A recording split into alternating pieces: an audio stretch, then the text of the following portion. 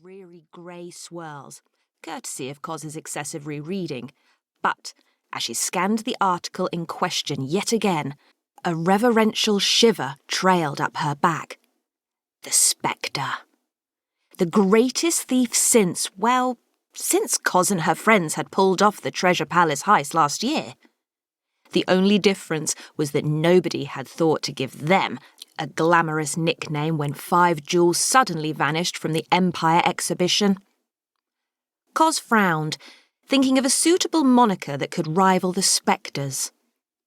The phenomenal pilferers. The tremendous thieves. She sighed. She would have to consult Diya. Then she shook the thought away.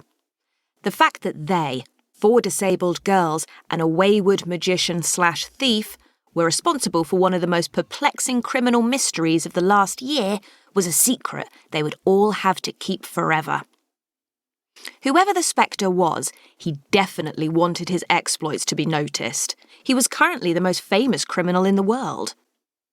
There was a funny sort of ache deep in Cos's chest, a mix of admiration and jealousy. She thought of the many crumpled newspapers stuffed down the side of her bed, the ones with headlines that screamed, "Star Diamond Tiara Still Missing," and "Colonial Office Seeks Vanished Jewels." They were her secrets, hidden even from her friends, who she knew regarded last year's capers as a one-off. "Can I put the lantern down yet, Cos?" asked Dolly. "My arm is aching something awful, and as I've only got one hand to begin with." Cos nodded, muttering an apology as Dolly hung the luminous lantern back on Diya's wheelchair handles. Carefully, Cos folded the Gazette and slid the newspaper into her pocket. There was a distant clap of thunder. A cool breeze sprang up as the sky darkened, and in a swirl of purple and grey storm clouds, dusk took hold. Cos pulled her raincoat close and wished the drizzle away. A large group of girls from the Star Diamond home were finally nearing the front of the snaking queue outside the entrance of a travelling fair, all wearing pastel-coloured uniforms that were unsuited to the awful spring weather. Cos gripped her trusty walking stick tightly as scores of elegantly dressed ladies and behatted gentlemen waited alongside them, wrinkling their noses and whispering when they spotted the throng of children with wheelchairs, walking sticks, and ear trumpets. Tonight, she was far too excited to care.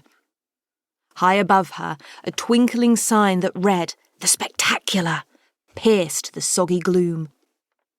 Beyond the sign, hundreds of lights strung across each amusement ride and fairground stall glowed golden.